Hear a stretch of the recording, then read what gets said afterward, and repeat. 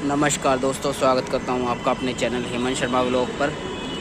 तो यार आज मेट्रो स्टेशन पे खड़ा हूं अभी, मतलब ऑफिस के लिए।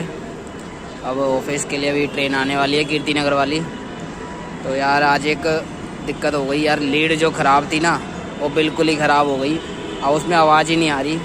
तो यार ऐसे ही बनानी पड़ रही है वीडियो, और आवाज़ भी थोड़ी इसमें कम शायद आए। दिक्कत हो गई यार, अब एक लीड भी लेनी पड़ेगी।